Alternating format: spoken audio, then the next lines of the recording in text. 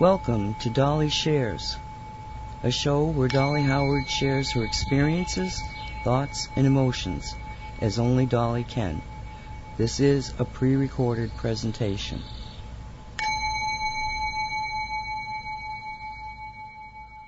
Good morning, good afternoon, good evening, everyone. This is May 9th, 2011, and you are listening to number 11 pre-recorded Dolly Shares, coming to you from Dolly World, always from Dolly World. I'm very comfortable in Dolly World. It has my rules here, which aren't very many. I'm Dolly Howard, and today Dave wants to share We Are Not Alone. And I don't know if there's so much stuff that I won't be able to get through it all, or if I am going to be short on time, but we're going to do it because Dave and I have been working on it for a couple of days, with days in between, not just 2 days solid. I've been pretty darn busy. I keep thinking my life is going to get less stuff in it. Oh my gosh. I hardly have time to rest for an hour a day, but that's okay. Keeps me going. I was cleaning my files out, is how we got onto this one. And Dave kind of was looking over my shoulder. I didn't realize it until I hit certain files. And he told me, don't delete that. So I ran into a couple things that we want to share.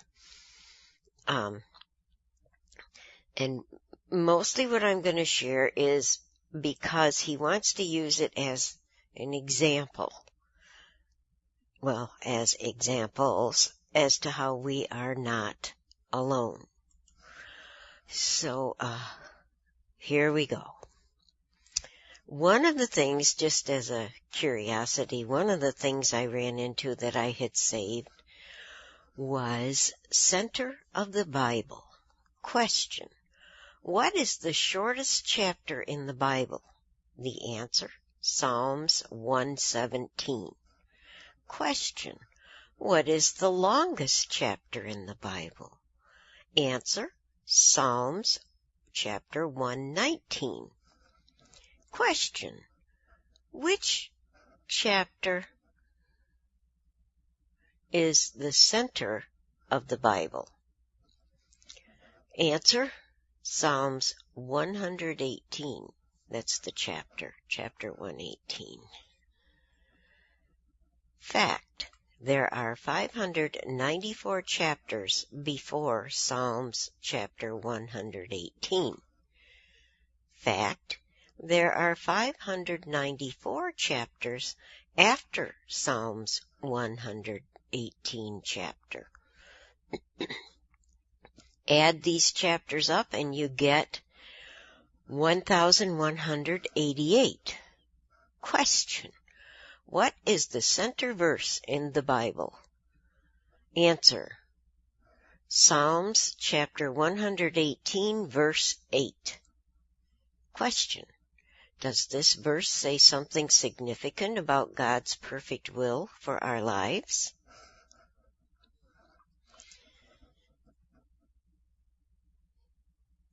The next time someone says they would like to find God's perfect will for their lives and that they want to be in the center of His will, just send them to the center of His Word, which is Psalms chapter 118 verse 8.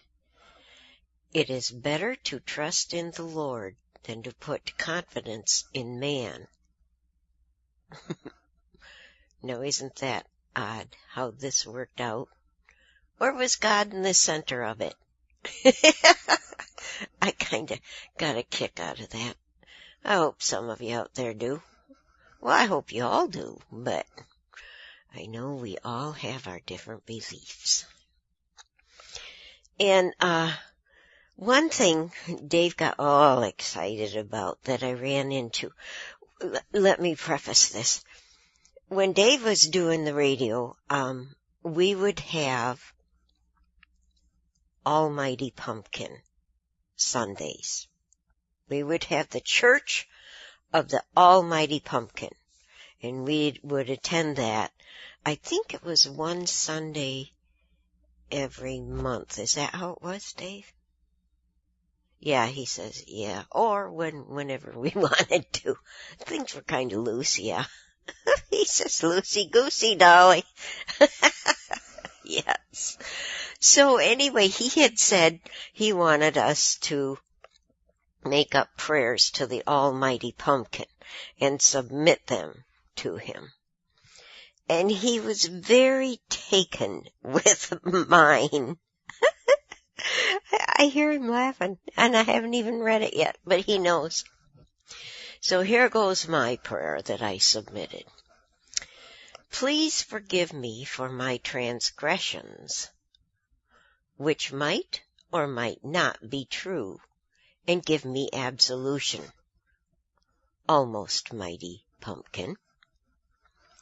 I might or might not be sorry for such things I did, almost did, thought about, forgot to think about, imagined doing, and or not doing, and for all my dirty, lusty, fantasy, sexy thoughts I most likely did entertain. I hear you, Dave. He's laughing. I wish you could hear him.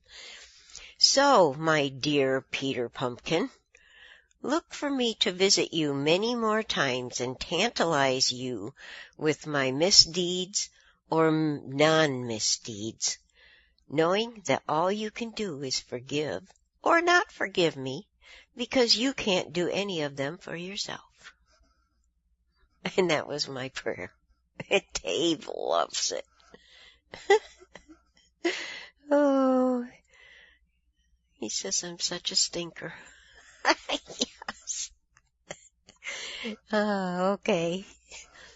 So here's another file we ran into. It was in May of 2008 that I did it. And Dave decided to title this, Our Prayers Heard and Addressed. And this is a story about one of my NDEs and my daughter. On January 25, 2003, there was one prayer I can attest to that was heard and definitely addressed. Really, folks, this is incredible. This was the day I had the emergency 5 bypass surgery to allow me to live longer in this dimension. I'm reading it because this is what I had typed out later. Oh, and Dave wanted me to keep it unedited. Okay, so it turned out that I had 2 blockages. One was 98%, the other was 99%, and Dr. King says actually that 99%er was 100%. And so I had those 2 blockages that were about an inch apart in my main left artery that made the doctors refer to me as the Walking Dead. I had some more blockages, but not to that severity. I mean, they were pretty severe according to the doctors, but they weren't as severe as those 2. So the doctors even admitted openly it was a miracle that I had walked into the doctor's office alive to start with. I am their miracle patient. As I laid on the operating table during the operation and under anesthetic, I heard the nurses asking the doctor why this had happened to someone so young and so very thin. I weighed 112 pounds. Back when I didn't start gaining weight until after this 5 bypass surgery, and they put me on a whole bunch of meds that made me retain water, gain weight, made me just blimp out. horribly. So I went from being 98 pounds through my teens to 112 until I had the operation in 2003. And then I gained weight. I now weigh 160. That's how much weight I gained, y'all. And I can't seem to lose it because I have learned I like to eat. Probably all the wrong things, but I suppose if I put my mind to it, I could lose weight again, but I'm feeling very comfortable. So I'm fat and sassy. So anyway, doctor was talking to them, telling them, the nurse was asking why that could happen to someone so young and so very thin. The doctor said that this is an example that the rule of thumb doesn't always apply. Even though you're thin, doesn't mean that you won't have troubles like I did with my arteries, my veins. The next thing I was aware of was some of my family and friends who had crossed over already were around me. And Stan was there. And he was telling me, well, actually they were all telling me, but Stan especially, I had to go back. Well, heck, my main goal since August 12th, 1991, when he left, was to get to the place where Stan was. I was devastated and changed for life that day that he left the earth. And I had prayed for death to take me too. Now he was telling me I had to go back? I told them, no way. Are you nuts? I'm not going back. I finally got here. And I added a little side note here. You see, we are the same there as we are here. We just walked through what I call a door to the next dimension. So, of course, I was standing there arguing with them. No, I'm not going back, you crazy people, or spirits. So it was wonderful seeing and being with family members, friends, and especially with my Stan. There were also some others I didn't know, but yet they felt very familiar to me. I knew they were there in the capacity of guides and counselors to convince me to go back. The guides and counselors told me that they wanted me to see and hear something before I made my final decision, because at that point I could have stayed if I wanted. But they didn't want me to. They kept encouraging me to go back. A spiritual being who was so bright I couldn't really look directly at it asked me to come with him. I say him because I don't know him or her, so I just say him. I did feel very comfortable and loved with this being. It was that agape love that you can't explain to people on earth. It's so much more powerful love than you can remember feeling. 'Cause we don't have that down here on earth. The being told me to look down, and as I looked down in the direction he directed me to look, a veil-like thing cleared. It was kind of like a cloud that you couldn't see through, a fluffy type cloud, but yet it seemed to have some solidity to it. There was my youngest daughter, Sherry. She was in a chapel. I knew she was in a chapel, kneeling, and she was very distraught. She had tears covering her face and just continuing to come down. Then it was as if the audio was clicked on and I heard her. She was pleading with God, and I mean she was pleading. Please, God, don't take my mom. I'm not ready for her to go yet. Please let her live. Please, God. And on like that. I'm trying not to cry. It makes me cry. So all of those who were there with me and the wonderful, loving being beside me turned to me and said, "Now will you go back? We will be here when you return for good." Sheesh! How could I not go back after they show me that? I mean, geez, oh, Pete. Oh, I still get the feeling. I still have the goosebumps and the hairs are standing up. Seeing my daughter like that. So distraught.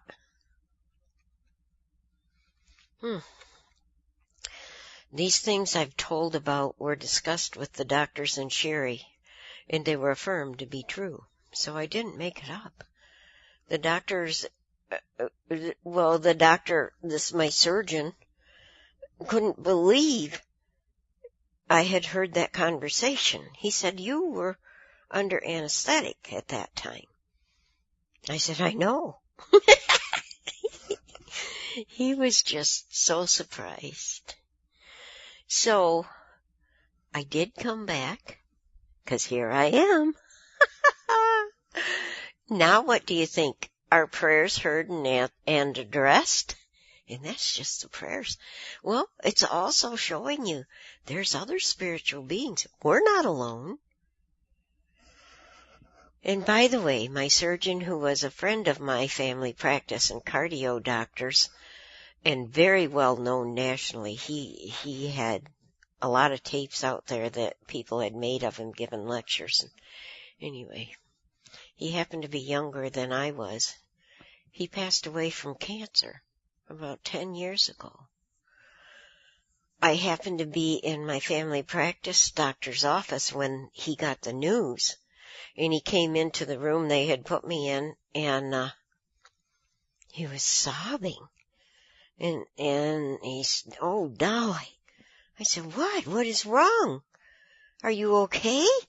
And he came over, and I was sitting on the table, of course, and he's tall, so when he came over, I was at the right height for him to put his head on my shoulder and wrap his arms around me, and he just sobbed. He said, "This isn't supposed to happen to someone so young. Someone who saves people's lives all the time, every day." And he just cried. And I said, I just comforted him. I was in a state of shock myself. I mean, this physician was very precious to me. When I was in the ICU prior to the surgery, the 5 bypass, I remember that doctor, the one who passed away, the one who crossed over with cancer, coming to see me in ICU. He woke me up because they had me pretty much induced almost into a complete coma, but enough they could wake me up and I could talk with my kids every 10 minutes every hour, because they didn't think I was going to live. I mean, they expected me not to take the next breath, so they broke some rules and they let my kids be with me. Anyway, he woke me up so he could talk with me about the surgery, and when I opened my eyes, I saw this beautiful, beautiful being just from like his chest up, and a white background. Well, the white background ended up being the white wall behind him, but I didn't know that. I mean, I was seeing this guy kind of radiating light around his upper body. And he was so friggin' beautiful, too. He was a handsome man. I asked him if he was my guardian angel that came to take me to God. And he looked as if somebody had pushed him. back toward, what was the wall. And his eyes opened real big and he tried to talk, and finally he was able to say to me, "No, I'm your doctor. I'm the surgeon who's going to operate on you." And I said, "Oh, okay." And so he proceeded to try to tell me what he was planning to do, and just before he left, he said to me, "You are the sickest person in the nation." And then he turned around and he looked at me and he said, "No, Dolly, you're the sickest person in the world." And he had this look on his face like, I can't believe I'm even having this conversation with you. And I wanted to tell him, I am right where God wants me to be, but I think I fell back to sleep. I don't think I ever got that out. I just think I fell back to sleep. So, anyway, that's the end of that story. But I wanted you to know, Dave wants you to know, not me. Well, I do too, but Dave really. I was not alone at any point. And I could feel it. Heck, I thought my doctor was my angel coming to take me to God. Poor guy. Put him in a state of shock. And that also, that doctor, I went into his hospital for a checkup afterwards, that surgery checkup. And he came in the room and he sat down and he pulled himself in front of me and he took my hands in his and he looked in my eyes and he said, "Dolly, every time someone mentions your operation, and they mention it all the time because you are a walking miracle, he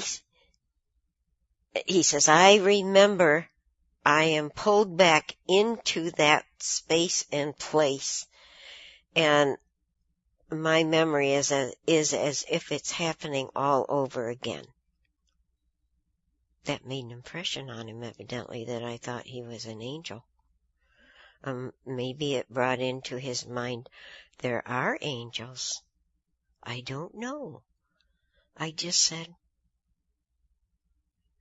I don't know what I said. I can't remember. But anyway, every time he saw me, he'd tell me that. And my family practice and cardio guy kept telling me, "You know, you're the talk of the hospital."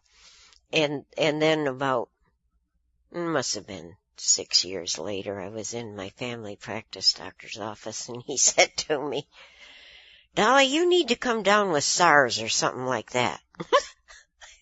I looked at him and I said, "What?" He said, "Well, yeah, so that I can diagnose it and save your life again. Rescue you." He didn't say save your life. He said, "And rescue you. And I can become popular in the hospital again." He said he was starting to lose his popularity because I was his main patient. He's so funny. And he said, yes, that experience had made a change, a difference in a lot of the hospital staff's lives. Spiritually, it made that change. And he was just so happy I was his patient and friend. And we still message back and forth every day, almost. So anyway, my next topic that I found was it was in January 2003. A few days. Oh, the title is "Do Angels Visit Earth and Communicate with Us?" Oh, this must be one of my angel stories that I've told you before. I'll tell you again in case somebody hasn't heard it, because Dave wants me to. A few days after January 25, 2003, I cannot attest to the exact date, As I lay in the hospital bed recovering from the 5 bypass surgery, I was saying a sad goodbye to my Sherry. Sherry, who had to go back home to Georgia with her family. She had been with me the entire time since I was admitted to the hospital, and she got there from Georgia. She was sleeping in the bed next to mine, because I ended up in a semi-private room, and through the kindness of the nurses, they made sure that no other patient was admitted to that bed, and that Sherry was able to sleep there comfortably, because she was 5 months pregnant at that time. Oh my gosh, I'd have felt awful if she'd have gone into labor and lost that baby. But she was 5 months pregnant at that time. So they took good care of her. They fed her, and they come in and they'd check on her. They even would take her blood pressure. They were really watching out over both of us. The nurses were just wonderful. But anyway, she had just walked out of the room, and I was drying my tears when I heard a rustle. I thought she had come back because she might have forgotten something. Instead, there was a short, stocky, balding man standing beside me, and he greeted me with, "Hello, Dolly. God sent me to talk with you." Every hair on my body was standing up. I was so very excited. The next things he told me I cannot remember. What I do remember is after he shared certain things with me, he told me I will remember those items at the right times. And hopefully I will do what he had discussed with me about my reactions to and he guided me what to do when these certain incidences came up. And he said, I won't remember most of them, but I will hopefully react the way that God evidently wanted me to, because that's why the angel was there. This has proven to be true because a couple of things have occurred and proved to be a blessing for those involved. And at one point, I don't know why, but I looked at him and I said, "Oh my gosh, you are an angel." It was just so amazing to me. So when the angel was ready to depart, I told him I knew he was an angel sent by God. Oh, there it was. He said, "God said you would know." I asked him to please stay a little longer. I begged that guy to stay longer. And he laughed jovially, kind of like you would expect Santa Claus to laugh.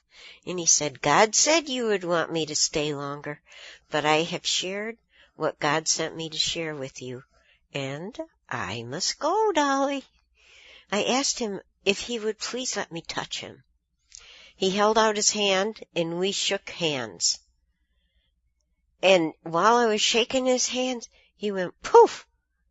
He turned into a mist and floated out of my bedroom. Turned into this mist. He floated up toward the ceiling, and he floated out my bedroom door. Incredible. A nurse came into my room to witness me trying to get out of bed to go see where he went next. Because I wanted to see, where is he going next? What room is going to get him next? Because I thought, I'll go and talk to that person and see how they reacted to him. Anyway, she caught the IV pole and grabbed a hold of me and was telling me, "You have to stay in bed. You got tubes coming out you everywhere." I did. I had a couple tubes in my stomach. I had the chest tube in my rib cage, and I had IVs all over in me, and my legs, and my arms. Here I am trying to get out of bed. So I told her I want to see where the angel's going next. And she said, "You just have to calm yourself down and stay in bed." So I never got to know where the angel went next. But anyway, the next day, one of the hospital chaplains came to see me, and I told him about the angel. I was telling everybody about the angel. who came in my room, everybody who came in my room had to hear it. Bless their hearts. He said he hears many stories of visiting angels from the patients and their families, and he was very glad that I had shared mine with him. He said he keeps the stories recorded in a book. I'll bet you anything that dude has written a book since then, because he has to have heard whole bunches of stories. So when I shared this story with my family practice doctor, he asked me to please tell his friend, my Dr. Malad, who's my cardiologist. So when I saw my cardiologist next, I shared the angel experience with him. And he got so enamored with me telling the story, he pulled his chair up really close so our knees were touching, and he sat there really close, eye to eye. I mean, it was something. He only asked me one question one time for clarification on his part. I think it was he asked me, because I kept referring to the angel as a guy, a man, and I think it was he said, this angel was a man? And I replied with yes. And when I was done, he sat back and just smiled at me. And when he did, I got the goosebumps again, just telling you. He was glowing, just shining all around him. It was so beautiful. He was very excited and asked me to share my experience with his staff right then. So he called his staff together and took me to the room where they were, and he says, please share your story with my staff. So I did. And his friend, my family practice doctor, told me that my angel experience changed my cardiologist's life forever. Apparently he didn't believe in God, but now he does. And it's all because I told him the angel was a man. He says he thought and was taught that angels are female. And when I said my angel was a man, that really made an impression on him. So, do you think this could be one of the incidents the angel shared with me? I know it is. It has brought my beloved cardiologist to God. I just love sharing that story too. I think I've shared it before, and you've probably heard it before, but Dave insisted I include it here. So I did, because he has, at the end, he has a reason for it. Then when I got stronger and I was blessedly let go from working at PGD for 15 years, along with 300 other people at that day, and then they let off like 350 people, and then they laid off 600 and some people.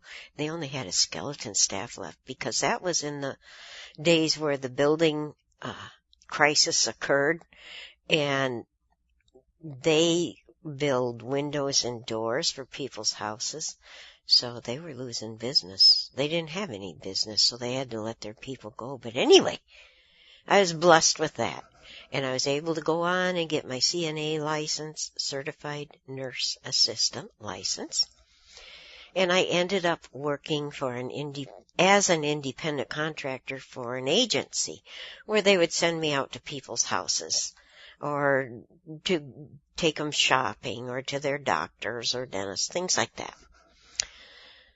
Anyway, I wrote this note to the agency, I think it was, just to sum it up, because they asked me for something to let them know what had happened with one of these clients. So I told them this week has been a challenge. I was assigned to a new client through the agency I like. He is a heavy-set ex-pastor for a big church in where I used to live. the first day I went to his house, that was on a Tuesday, I walked in the door and he started screaming. He wanted to know where the other lady was, the one he had on Friday and was supposed to have on Monday. She didn't show up. He didn't want me there. He screamed at me. He got along okay with the other lady. So I backed up a couple feet. Literally, my feet backed up a couple steps. So I suggested that I call the agency and he could talk with them, which he liked. So I called and explained that the other lady hadn't shown up on Monday, and Mr. Screamer, that's what I'll call him at this point in the story, Mr. Screamer wasn't happy at all. I handed him the phone so he could scream directly at the agency's representative. They didn't know the other lady hadn't shown up on Monday. So, of course, they were very upset themselves to hear that. So they told Mr. Screamer that they would check into the situation and asked if he would consent to having me there with him then. And I looked at him and I said, "Listen, Mr. So-and-so," Mr. Screamer, but I called him his real name, "I don't have to stay here. If you're going to be continuing to scream at me and be belligerent, I'm going to leave. But if you want me to stay and you'll be nice, I'll stay." I said, "It's entirely up to you." So he begrudgingly agreed to let me stay. "Well, all right. I guess you can stay." That kind of thing. And I put here, mind you, this isn't our client. I was supposed to shower and put lotion on his body. The man has open sores all over his entire body and many other diseases, so he is a double glove client. When you get clients like that, you double glove because you don't want to get anything that they have. So I talked with him and told him I was there to help him wash up and put the lotion on, and he needed to direct me as to what he wanted me to do and how, in regards to giving him his bath, his shower, and the lotion. Nothing else, y'all. He loves to be the boss, so I played into that with him. I let him be the boss, but I did what I wanted to do with him in order to get him clean and taken care of. So with my calm and rational voice throughout the whole hour, I was able to get through what turned out to be his sponge bath and lotion application. He didn't want to get in the shower, so we compromised with a sponge bath. In the meantime, I keep praying to talking to my angels and praying to God, "Please help me with this. Give me strength." And I knew they were there helping. During the sponge bath, Mr. Screamer's phone rang and he ordered me to answer it. My gosh. It was the nurse from the agency, Diana, who had answered the phone in the first place and who Mr. Screamer was screaming at earlier, had told everyone in the agency about the phone call. So they decided that the nurse better get herself out there right then to make sure that I was okay. And so that she was telling me she was on her way and asking me, "Which house is it?" And so I told her. But we also had to get Mr. Screamer's permission.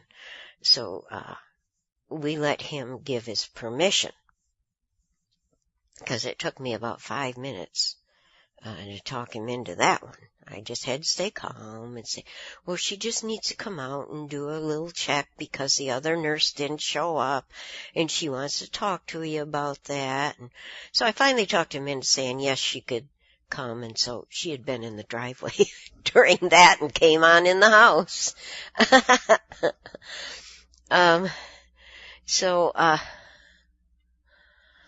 Inside, I was just screaming, "Yippee!" I just kind of needed a break from him. And see, the angel sent me the nurse to help me through it. So anyway, this guy, I found out, never put clothes on. The dude, he was very, very heavy set. I mean, very heavy set. And he had this chair mechanical chair that he sat in, and he'd wheel it around in the house. He'd drive it around in the house.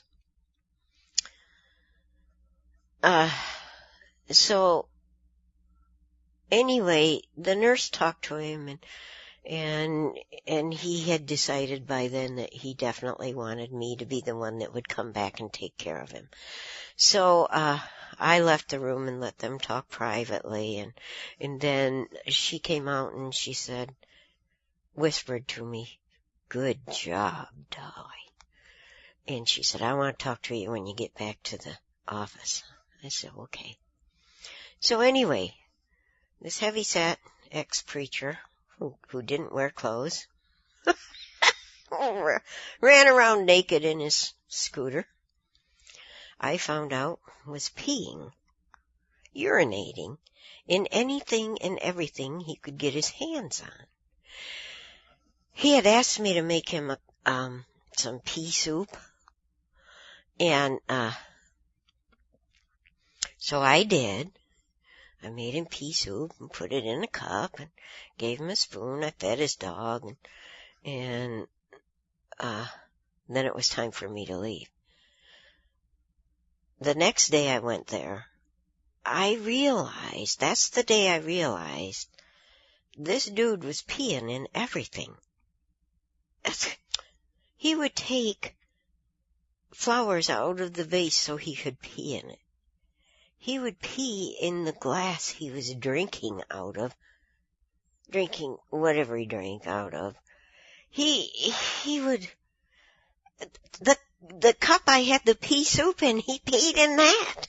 Oh my gosh. That is when I started calling him Mr. Peabody. Not to his face, of course, not to his face. So, then there was another incident that he needed help, and I was supposed to help him with this naughty thing he was doing, and oh my gosh. Okay, I'm not going into that story. I mean, oh my gosh. Never in my life had I can't share that, Dave. He's insisting I share it. Okay.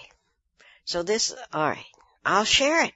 So this guy, it was very heavy set, and his belly covered his private parts, which I was very thankful for. So he's wanting me to help him, and he couldn't see the container, which I tried to talk him out of, but he wouldn't. He couldn't see the container to urinate in it, so he insisted I hold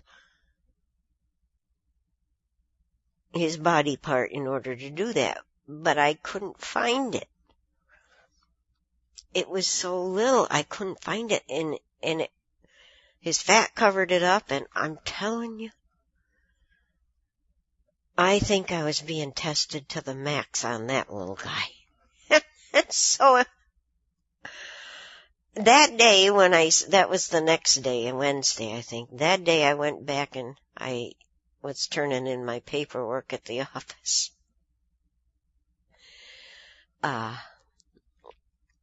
Diana was telling me that they were really, really concerned, and that's why they sent the nurse there.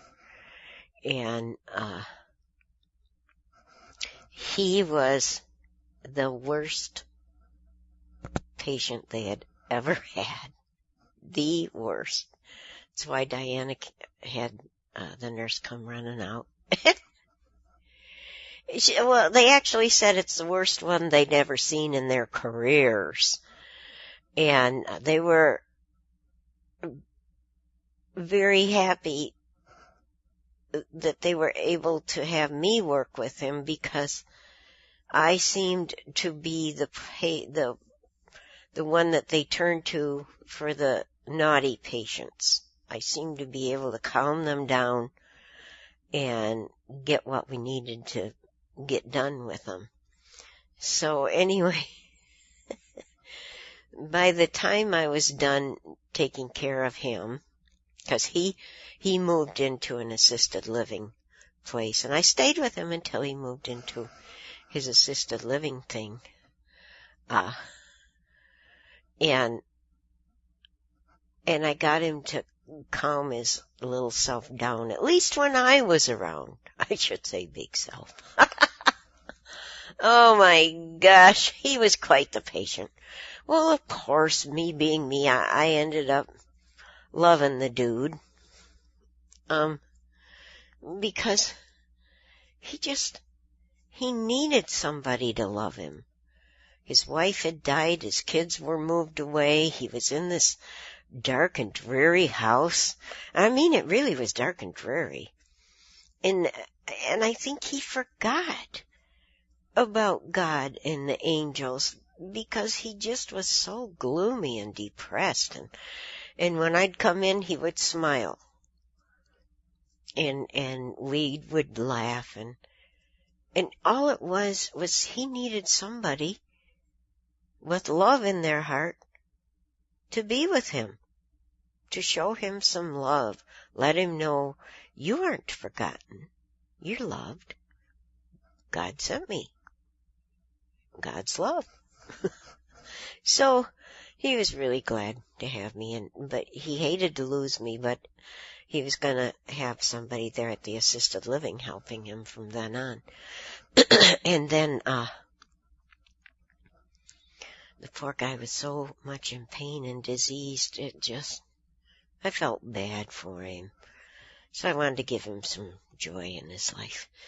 So even after he moved into the assisted living, he'd run into the agency people, the nurses who worked there, and the owners and all that. And he would holler across the parking lot. Diana called me one day to tell me, ran into Mr. Peabody today. He was across the parking lot yelling at me, I love Dolly. She'll always be my nurse.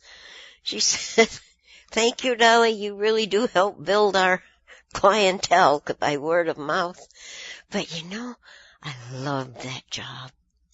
I just loved that job, being able to be with the people, the older people. I did older people. And most of them were alone, and they were just lonely. I got goosebumps again. The angels were with me the whole time. God knew I'd love that job, and that's where I ended up. Fantastic, fantastic job. Okay, so I think I am running out of time. There is another story, but we'll skip that one. That's too long for me to share. Let me see.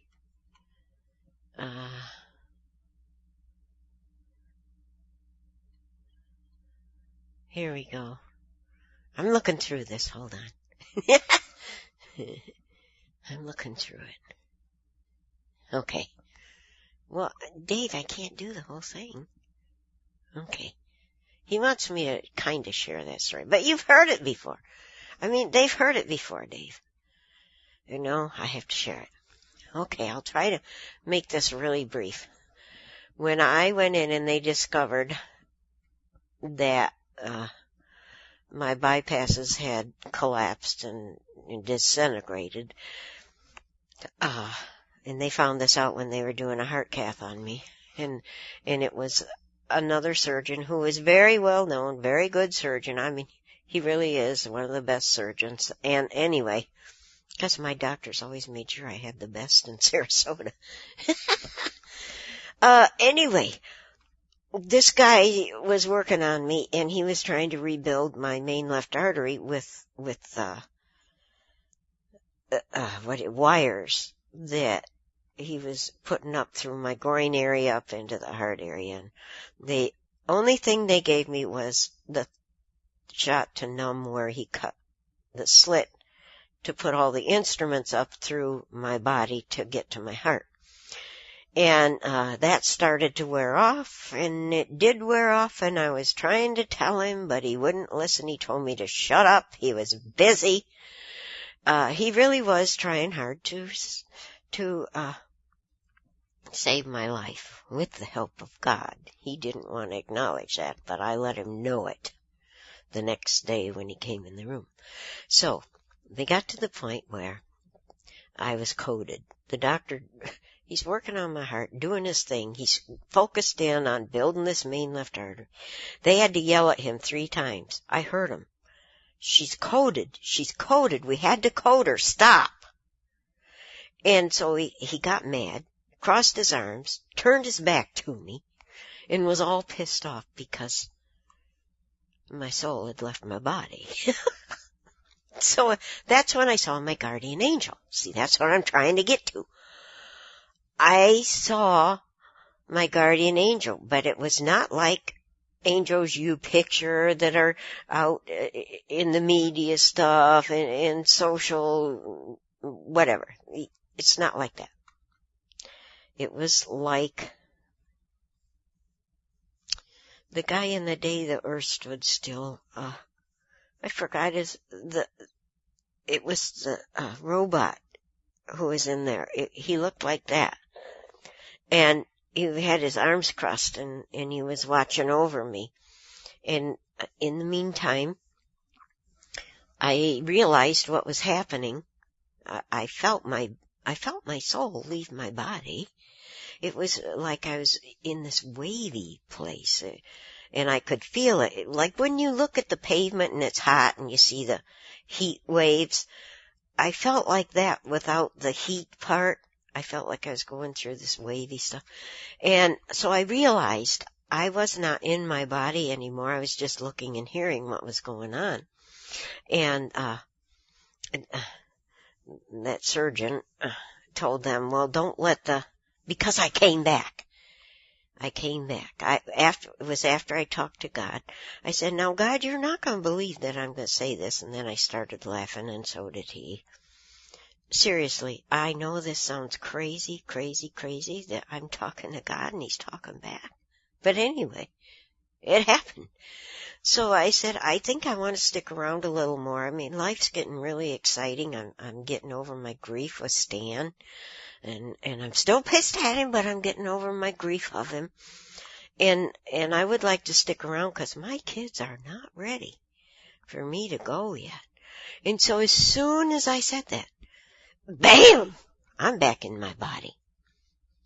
But I was still able to see my guardian angel. And then I heard the doctor say, they told him I was back, and some of the people for the code had come running in, and I came back before they started working on, just as they were prepping to work on me. And the doctor said, don't let these people go to lunch. And I thought, well, you little prick. They're probably hungry. But anyway, he continued his thing. I went through recovery, and that was kind of torture too. You know, when I was laying on the table, I thought, I'm in a concentration camp. They're operating on me with no anesthetic, because even the local had worn off, and I felt every instrument he put up through my body. So when he was done, he told the nurse, well, put 1 stitch in there. And so she did without any anesthetic. I felt the needle curve into my skin on one side and the thread go through, and I felt the needle curve on the other side with the thread in it into my skin. Oh my gosh. I was in a concentration camp, and then I decided, no, I just went straight to the bottom of hell. But I lived through it. And I had spirits with me. That's what Dave wants to get across. I had God with me. So now I get to the point where Dave wants to share this with you. He wants you all to know you are not alone. Even in what you consider to be the darkest moments of your life, in the happiest, most joy-filled moments of your life, and in the in-between times, You are not alone. He says that you should practice talking with and feeling the presence of your angels, your guardians, your spirits who are here specifically to help you. And there are more than you can imagine. And the animal spirits and what he's calling the imps, sprite spirits, and like pixies or fairies or all the spirits you can think of. The more you practice interaction with them, the better the communication will be, and the better you will feel knowing that you are not alone. When you get into a tough or uncomfortable position, Dave would like for you to do your best to stop your mind from spinning. Take a couple deep breaths, and with each breath, tell your brain to relax and work with you and your guardians and angels. Because by then, I'll read, I won't, okay, I'm going to read on. He dictated this. This is one of the reasons Dave wants you to practice communicating with the spirits. You will be able to slip right into feeling them. They're with you. They will be helping you in the ways you need it. You need to be helped. Accept the knowledge within you that they are there with you. Breathe in deeply again a few times, knowing they're with you. It should give you comfort and the time you need to calm your brain and yourself a little to be able to help calm those around you even. When there is at least one calm person in the situation, the others will feel those energies, and most of them will take a calmer approach to the incident. When you're in a wonderful situation, your spirits will be there with you, rejoicing, right along with you. If you remember to stop a minute and realize that they're there, you'll be able to feel their happiness. Join with your happiness. It's a wonderful thing, y'all. And Dave says, practice, practice, practice. Communicating or feeling and talking with your spiritual friends, beings, guardians, those who watch over you, those who are there specifically for you. And remember, you have more angels than fill a football stadium, standing room only, more than that even. And they're all assigned to you. All you have to do is ask. But in the meantime, if you don't have something to ask them, just communicate with them. Talk to them. Say, oh, wow, what a beautiful day. Thank you for being with me. Any way you want to, or just talk to them about what's going on in your life. And if it's a funny thing, they'll laugh along with you. If it's a tense moment, they'll be there. And if you ask them to help you with the tense moment, they'll help you. If not, and you're just talking to them about it, they'll be there to listen.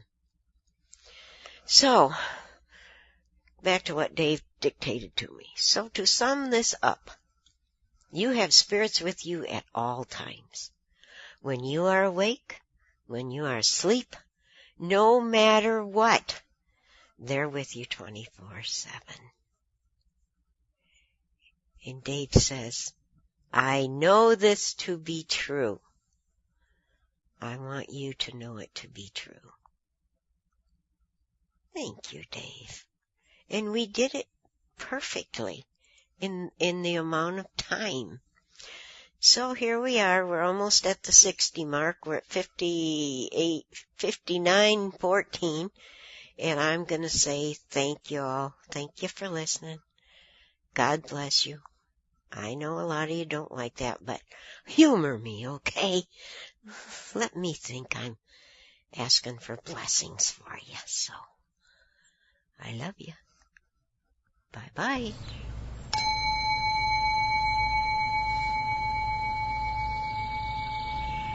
You have been listening to Dolly Shares with Dolly Howard. Thank you for listening.